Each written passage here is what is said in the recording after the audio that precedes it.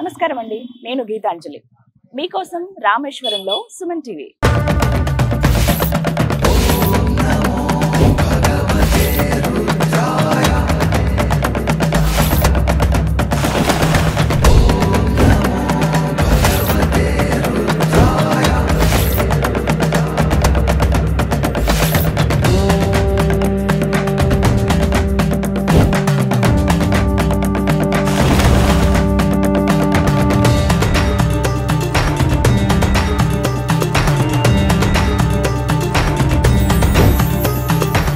రామేశ్వరంలో Suman TV.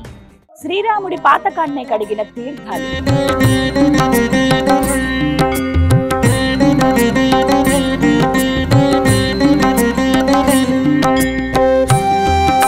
మనలాంటి వాళ్ళకి మోక్షానికి మార్గాలు. అవే రామేశ్వరం ఆలయంలో ఉన్న 22 పుణ్య బావులు.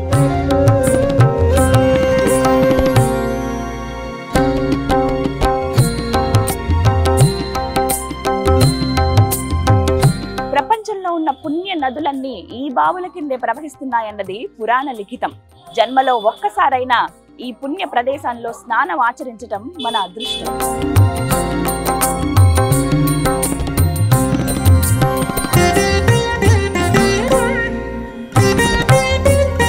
మరి ఆలయం లోపలికి వెళ్దామా? అయితే 4 ప్రధాన ద్వారాలు ఉంటాయండి. తూర్పు, పడమర, అలాగే ఉత్తరం, దక్షిణం.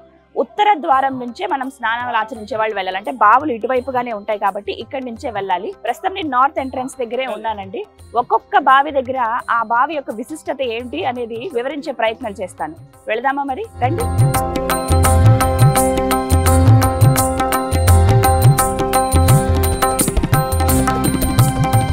అలా నార్త్ ఎంట్రన్స్ నుంచి మనం లోపలికి వచ్చామండి.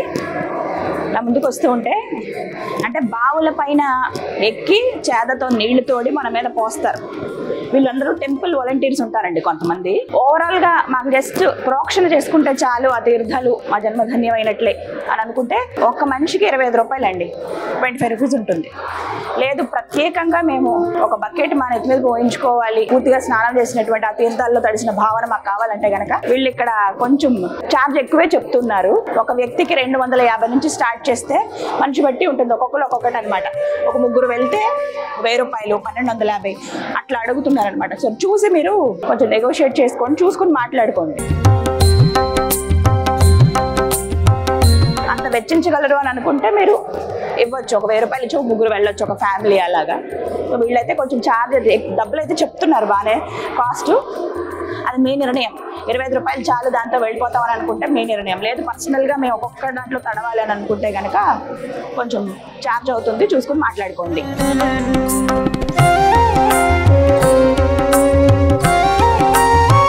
కొంత దూరం నడవాల్సి ఉంటుంది. లోపలికి వచ్చిన తర్వాత మనకి ఇలా ఏంటంటే వేకి తగ్గట్టుగా ఇలా గ్రిల్స్ అవి ఏర్పాటు చేశారు.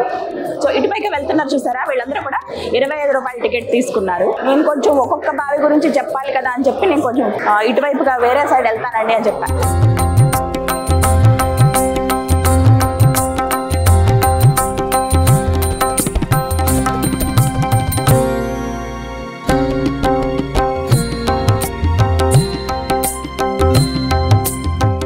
బావుల్లో స్నానం అయితే పూర్తయిందండి. ఇది నిజంగా అదృష్టమే, జన్మ ధన్యమైనట్టుగా భావిస్తాను. అలా ఒక్కొక్క బావి పేర్లు అన్నీ కూడా చూసుకుంటూ ఒకసారి స్మరించుకుంటూ వచ్చాను. అయితే ఇక్కడ విశేషం ఏంటో తెలుసా, ఈ 22 బావుల నీళ్ళు ఏవైతే ఉన్నాయో ఆ రుచి ఒక్కొక్కటి ఒకదానికి వ్యత్యాసం ఉంటుంది. దాంతో పాటుగా ఒక్కొక్క దానిలో ఒక్కో రకమైన మెడిసినల్ వాల్యూస్ ఉన్నాయని చెప్తారండి. అంటే ఆ రుచి అయితే నేనైతే అనుభూతి చెందాను. ఎందుకంటే ఒకటి కొంచెం ఉప్పగా, కొంచెం చప్పగా ఉన్నాయి, కొన్ని ఏమో తీయగా అనిపించాయి, ఇలా రకరకాలుగా అనమాట. అయితే ముందు నార్త్ ఎంట్రన్స్ దగ్గర నుంచి నేను లోపలికి వెళ్ళాను కదా, ఎవరైతే బావుల్లో స్నానం ఆచరిద్దాం అనుకుంటారో వాళ్ళు ఖచ్చితంగా నార్త్ సైడ్ నుంచే వెళ్ళాలండి. ఇటే మార్గం. అదొకటి నాకు బాగా నచ్చింది. అంటే 4 ఎంట్రన్స్లు ఉన్నా దేనికి దానికి డివైడ్ చేసేసారు. ఈస్ట్ ఎంట్రన్స్ లోంచి ఎంటర్ అవ్వాలి, వెస్ట్ ఏమో ఎగ్జిట్ పూర్తిగా, నార్త్ ఏమో స్నానాలకి వెళ్ళే వాళ్ళు, స్నానం చేసి తడి బట్టలు మార్చుకోవడానికని సౌత్ గేట్. ఇలా డిఫరెన్షియేట్ చేశారనమాట. ఇది ఒకటి అందరూ తెలుసుకుని రండి.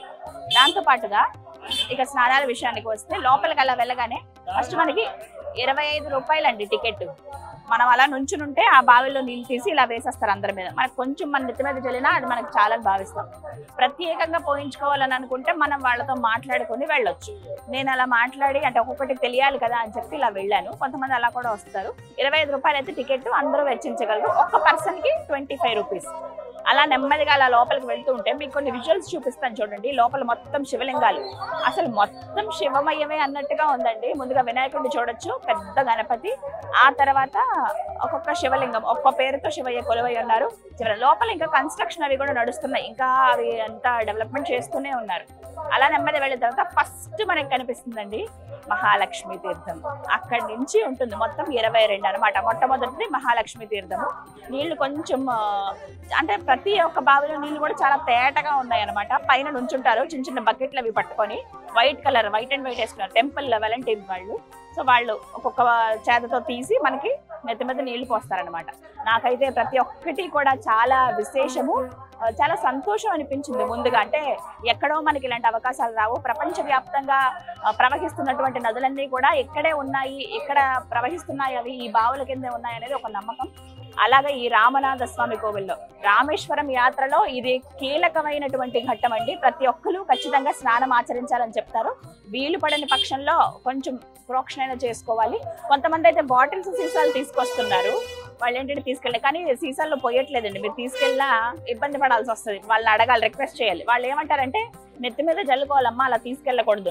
ఇక్కడికి రావాలన్నది కదా ప్రధాన ఉద్దేశం. ఇక్కడికి వచ్చి స్నానం ఆచరిస్తే ఇంకా మంచిది. చివరిగా వేసేది కోడి తీర్థం అండి. అది పవిత్ర గంగా నదితో సమానం అని అంటారు. అందుకే మనకి చాలా తక్కువ, చిన్న చెంబుడే పోస్తారు. మిగతావన్నీ బకెట్ తో మనం పోయించుకున్నా కానీ చిన్న చెంబుతోనే మనకి అసలు చాలా అమూల్యమైనవి కాబట్టి తక్కువైనా పర్లేదు, ఒక్క చుక్క పడినా చాలు మన జన్మధన్యమైనట్టుగా. ఇట్లా ఒక్కొక్కటి మోసుకొని రావచ్చు. అలా బయటకు వచ్చేసేది ఏంటంటే సౌత్ రూట్. అక్కడి నుంచి మనం ఎక్కడైతే అక్కడ వెళ్ళిపోయి డ్రెస్ చేంజ్ చేసుకుని అప్పుడు రామనాథ స్వామి దర్శనానికి వెళ్ళాలి. అలాగే పర్వతవర్ధిని అమ్మవారి దగ్గరికి వెళ్ళాలి. అంటే ఇక్కడ ఒకటి, ఆ తడి బట్టలతో అయితే లోపలికి ఎలా చేయరండి. మన లోపల నుంచి కూడా రావచ్చు, కానీ ఏ గేట్ మనకి వేరే గేట్ దగ్గర కదా మిస్ అయిందంటే ఇబ్బంది ఏం లేదు. అన్ని మనకి దగ్గరగానే ఉంటాయి. టెంపుల్ ప్రెమిసెస్ అంతా కూడా ఇగో ఇప్పుడు వెళ్తున్నారు చూసారా. వీళ్ళందరూ అగ్ని తీర్థంలో స్నానం చేసుకుని తర్వాత 22 బావులు స్నానం చేసి ఆ తర్వాత రామనాథ స్వామి దర్శనము, పర్వతవర్ధిని అమ్మవారి దర్శనం చేసుకుని అలా బయటకు వస్తారనమాట. ఒకవేళ తర్వాత రోజు వెళ్ళాలనుకుంటే ఉదయాన్నే స్ఫటికలింగ దర్శనం. అయితే వీటి టైమింగ్స్ ఏంటంటే ఉదయం 7 గంటల నుంచి 1 గంట వరకు, మళ్ళీ 3 గంటల నుంచి 7 గంటల వరకు రాత్రి. సో ఇదొకటి గుర్తుపెట్టుకుని మీరు రండి. 25 రూపాయల టికెట్. ఇక ఈ 22 బావుల స్నానాల విషయానికి వస్తేనండి, మొట్టమొదట మహాలక్ష్మి తీర్థంతో స్టార్ట్ అయితే కోడి తీర్థంతో ముగుస్తుంది అనమాట 22. అయితే నేను మీకు క్లియర్ గా చూపించే ప్రయత్నం అయితే చేశాను. నాకు ఇట్లా బకెట్ తో ఆ నీళ్ళు పోసినప్పుడు వాళ్ళు వివరిస్తున్నారు, ఇక పేరు చూసుకోండి, ఈ పేరు అమ్మా ఇది అని చెప్పి. మహాలక్ష్మి ఎందుకు ఆ తీర్థంలో స్నానం చేయాలి, చేస్తే ఎటువంటి ఫలితం దక్కుతుంది, అలాగే ఎటువంటి మెడిసినల్ వాల్యూస్ ఉంటాయి అనేది వాళ్ళు చెప్తున్నారు. ఒకవేళ హడావిడిలో వెళ్తే కనుక ఏం పర్వాలేదు, మీరు చేసుకుని రండి. మనం ఎక్కడన్నా ప్రవచనాలు చెప్తారు కదా, అప్పుడు తెలుసుకోండి, మంచిది. కానీ స్నానం అయితే ఖచ్చితంగా ఆచరించండి. ఒక్కొక్క బావులు ఏంటంటే అనేది నేను మీకు ఒకసారి వివరించి చెప్తాను. మీరు ఆ విజువల్స్ చూస్తూ ఉండండి. ముందుగా మనకి మహాలక్ష్మి తీర్థం కనిపిస్తుందండి. యుధిష్ఠుడు ఇక్కడ స్నానం చేసి ధనవంతుడు అలాగే ప్రసిద్ధుడు అయ్యాడని ప్రతీతి. ఈ బావి నీళ్ళు అయితే నాకు కొంచెం ఉప్పగా అనిపించాయి. ఇక ఆ తర్వాత గంధమాధన తీర్థం అండి. ఒకరు ఏదైనా పెత్తనం నుండి, అంటే అది గ్రహ బాధలే కావచ్చు, ఏవైనా వారిపైన అజమాయిషి చెలాయిస్తున్నారు అని అంటే కనుక అది బాధపడుతుంటే ఆ బాధకు విముక్తి ఈ తీర్థంలో స్నానం ఆచరించడం వల్ల లభిస్తుందని చెబుతారు. ఇక సావిత్రి తీర్థం. ఈ తీర్థంలో పుణ్య స్నానం చేసిన తర్వాత కశ్యపుడు తన శాపం నుండి విముక్తి పొందాడని చెప్తారు. ఎవరైతే ఈ తీర్థంలో పుణ్య స్నానం చేస్తారో వారికి అన్ని శాపాలు తొలగిపోతాయి. అలాగే రాజు కశీబరుడు తన శాపం నుంచి విముక్తి పొందాడు ఈ తీర్థంలో స్నానం చేయటం వల్ల. సేతు మాధవ తీర్థం. ఎవరైతే ఈ నీటిలో పుణ్య స్నానం చేస్తారో వారు అపవిత్రమైన ఆలోచనల నుండి శుద్ధి చేయబడి మహాలక్ష్మి ఆశీర్వాదాన్ని పొందుతారట. ఇక కవచ తీర్థం. నరకంలో హింస నుండి రక్షింపబడతారని చెబుతారు. గవయ తీర్థం. కల్పవృక్షం కింద ఉండే ధన్యం లభిస్తుందని చెబుతారు ఈ తీర్థంలో స్నానం ఆచరించడం వల్ల. నల తీర్థం. సూర్య భగవానుడి ఆశీర్వాదం పొంది స్వర్గలోకం ప్రాప్తిస్తుందట. నీల తీర్థం. ఈ నీల తీర్థంలో స్నానం ఆచరించడం వల్ల వివిధ యజ్ఞాలు చేసిన దానికి సమానం అవుతుందని చెబుతారు. శంకు తీర్థం. వత్సనాభ పాపం నుండి విముక్తి పొందాడని చెబుతారు ఈ తీర్థంలో స్నానం చేయటం వల్ల. బ్రహ్మహతి విమోచన తీర్థం. బ్రహ్మహతి విమోచన తీర్థం బ్రాహ్మణుణ్ణి చంపడం, మత్తు పానీయాలు సేవించడం ఇలా మొదలైన వాటి నుంచి ఏ అయితే పాపాలు ఉన్నాయో వాటి నుంచి విముక్తి పొందుతారట ఈ తీర్థంలో స్నానం ఆచరించడం వల్ల. సూర్య తీర్థం గతం, వర్తమానం అలాగే భవిష్యత్తు గురించి జ్ఞానాన్ని పొందగల సామర్థ్యాన్ని ప్రసాదిస్తుందట ఈ తీర్థంలో స్నానం ఆచరించడం వల్ల. చంద్ర తీర్థం గ్రహ బాధలు తొలగిపోతాయని చెబుతారు. గంగా తీర్థం గణనాసురతి రాజు జ్ఞానాన్ని ఇక్కడే పొందారని చెబుతారు. శివ తీర్థం బ్రహ్మహతి పాప విముక్తి జరుగుతుందని చెప్తారు ఈ తీర్థంలో స్నానం ఆచరించడం వల్ల.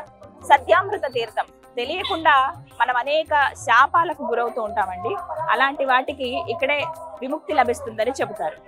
సర్వతీర్థం సుతరీష్ణుడు తన అంధత్వం అంటే పుట్టుకతోనే ఆయనకు అంధత్వం ఉండేది, అటువంటి బాధ నుండి కూడా ఆయన విముక్తి పొందాడని చెప్తారు. విముక్తి పొందడమే కాదు తను ఎంతో అభివృద్ధి చెందాడని చెప్తారు ఈ తీర్థంలో స్నానం ఆచరించడం వల్ల. ఇక చివరిగా కోడి తీర్థం. శ్రీకృష్ణుడు తన మేనమామైన కంసుని చంపిన పాపాన్ని ఇక్కడే పోగొట్టుకున్నారని చెబుతారు. ఈ కోడి తీర్థం ప్రత్యేకంగా చెప్పాలి, అక్కడ కూడా మనకి క్లియర్ గా రాసి ఉంటుంది. ఇంత చెంపుడు మాత్రమే మన నెత్తి మీద పోస్తారు, ఎక్కువ బకెట్ తో పోసేదైతే ఉండదు ఇందులో. ఇంకొకటి ఏంటంటే ముఖ్యంగా చెప్పాలి, ఇది పవిత్ర గంగా నదితో సమానం. ఈ నీటితోనే స్వామికి కూడా అభిషేకం చేస్తారట, అదొకటి ముఖ్యంగా చెబుతూ ఉన్నారు. ప్రతి ఒక్కటి సాధ్యమైనంత వరకు నేను వీడియో తీయగలిగానండి. మొత్తం 22 బావులు కూడా. మీరు మాత్రం రామేశ్వరం వస్తే ఖచ్చితంగా స్నానాలు ఆచరించండి. లేని పక్షంలో కొంచెం ప్రోక్షణకైనా వెళ్ళండి. ఒక్కసారి ఆ నీళ్లు చల్లుకుంటే మన నెత్తి మీద చాలు. సకల పాపహరణం. శ్రీరాముడు అంతటి వాడే ఇక్కడ శివలింగాన్ని ప్రతిష్ఠించి ఈ పుణ్యతీర్థాల్లో స్నానం ఆచరించి తన బ్రహ్మహత్య పాపకాన్ని పోగొట్టుకున్నాడని చెప్తారు. ఆయన అంటే మనలాంటి వాళ్ళకి నిజంగా మోక్ష మార్గమే. మీరందరూ వచ్చి ఆ రామేశ్వరుడిని దర్శించుకోండి. ఈ పుణ్య నదుల్లో ఈ పుణ్యతీర్థాల్లో స్నానం ఆచరించి పునీతులకండి. హర హర మహాదేవ, శంభో శంకర.